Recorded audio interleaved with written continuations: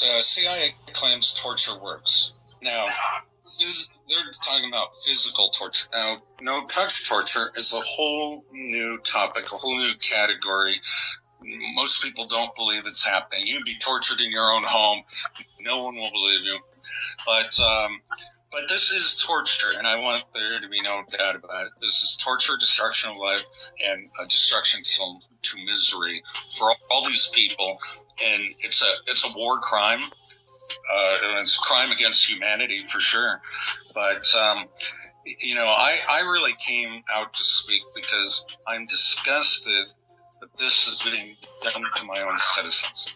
I did not agree to work on these programs and for that purpose. Now, a lot of people are like, well, how can they pipe pains into your head? Remember, we're talking about cloning, brain heterodyning is the actual word, which means modulation of other brain signals within yours. So it's almost like two people are living in the same head. A localized search for that particular target needs to be done first. So a lot of the targets that I've interviewed, they live in apartment buildings, for example. And then people move in above and beside them, and they can hear large equipment being wheeled around. And so initially, the person's brain print, their particular energy signature, just like a thumbprint or something like that, needs to be collected before the long process of retraining the brain to listen to another human being's brain or a computer. Okay, so there's a process. You're talking about the initial process seems to require possibly a localized person. Yeah, sensor system. A sensor system. So then it's recording that person's data, and that person, the link is being established so that person's brain is sort of getting acclimated, maybe unconsciously to. Very good. I like that word, acclimate. Any other? Okay, and then over time, the distance once the target's energy signature is figured out, then it can be done. Yes, it's irrelevant almost anywhere on planet Earth. And I imagine you were talking about brain reading just a minute ago. I imagine that over time it would become more easy to read or easier to read an individual's brain because their brain patterns would correspond to particular thoughts. Is that you got it? Excellent explanation, better than I could say it. So you imagine you have two neural networks, and it's a field of study that I've done quite a bit, and they're trying to learn each other. They're trying to communicate. And let me give this analogy. You have a spouse. After a long time, you can complete each other's sentences, and that's the kind of confirmation you're trying to get. So it's like it grows with you, though. It grows with you. It learns with you. Absolutely, and it's also why these experiments are lifelong. Generally, not always, but this takes time. This takes a computer to actually do the transformation from one brain to another. That every word you say, and then they have a set vocabulary, and they start testing the words out, and then after a time, most human beings have a vocabulary of about 1,000 words, 5,000 words max. Shakespeare had 11,000 words. And once your vocabulary is mapped out, well, then they can put it on the automated mode, what are called chatterboxes, something that I worked on, to keep the human being talking in perpetuation, basically to a machine, thinking it's a real human being. And they do this to scale, automate a lot of the degradation and the torture process, the breaking down of the will. But as well as you need this to keep the lock on of the signal. I mean, if you break the signal in some fashion, music, for example, can do that temporarily, but your brain always goes back to its natural patterns, and so they got you. Once they have your brain patterns matched, they got you. You can't escape that very easily. So they're cataloging and classifying brain patterns, which can be transformed and transmitted into other human beings. So they're testing that as well. And let me give you an example that a lot of TIs go through. They will say something like, I'm stabbing you in the back. Can you feel that? And the TI will be like, yes, I feel that. And then they'll give it a score. Okay, how much misery and suffering did that cause? And all that's being done is being played back into the brain, the central nervous system.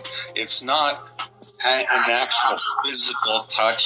There is no harm being done in terms of the physicality of the individual, but they'll go through these like 3 a day different tortures. Okay, we're gassing your eyes with tear gas, and their eyes will actually tear up. There will be a response, and they'll itch and they can't see, but this is all done through the brain. It's the brain's reaction to these tortures that they are playing back to them. We call it no-touch torture, and so the assumption for most human beings, well, if I don't see blood or mutilation, it can't be that bad.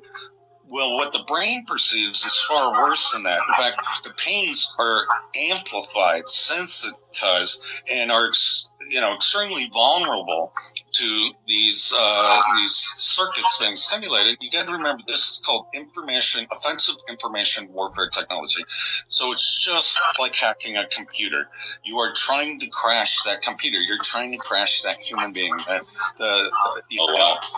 And you map out all of the motivations we have, primitive motivations, due to genetics, as well as the cultural motivations.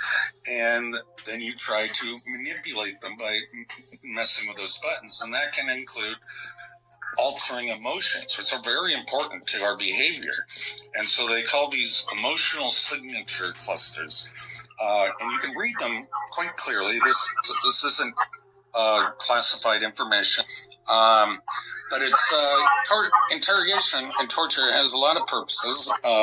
They're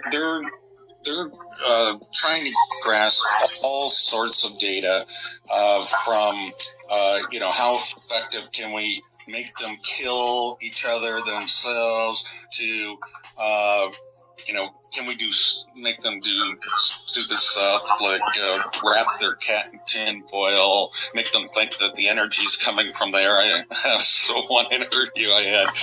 Man. Well, that's false correlation. And so I try to teach these interrogation tactics to these TIs so they know at least what's going on with them. And one of the techniques that they're practicing is they give a group, and we'll call them the psychic warriors. How's that? We'll call them the psychic warriors. Give them a good name. Yeah. And they're trying to figure out what the bad guy knows, and these are the innocent Americans. Okay, and the psychic warriors are the DOD. Yeah, you put names. So, yeah, that's right. And so these psychic warriors, they want to. They're not given any information, just a little bit about the subject. And the NSA and the other agencies, they have everything about this individual. So they have proof of what this individual's life is about. So these handlers or psychic warriors are trying to get as much information from the target as they can by walking them back through their history. Well, you told us this. We know this about you. And making them erase their memory. These are old tactics. They're used physically as well with drugs and stuff. But this can be done now with this new cybernetic warfare technology. And they try to get every little bit of information from you and find out if it's true. So they get scored on it. Well, how did I do in the end? Whenever the project ends after a couple of years, and they get scored on it. Now, this is called hyper game theory. It goes beyond that. John Nash of A Beautiful Mind, there's a movie about that. He won a Nobel Prize in game theory, which is used in business and is used in warfare quite a bit.